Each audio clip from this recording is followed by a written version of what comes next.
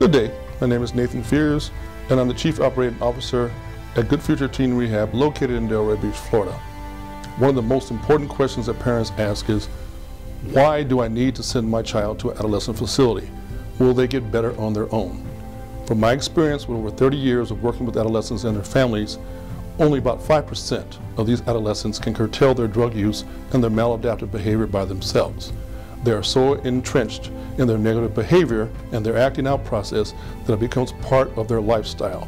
At that point, it is time for intervention and for time for them to receive help from professional staff.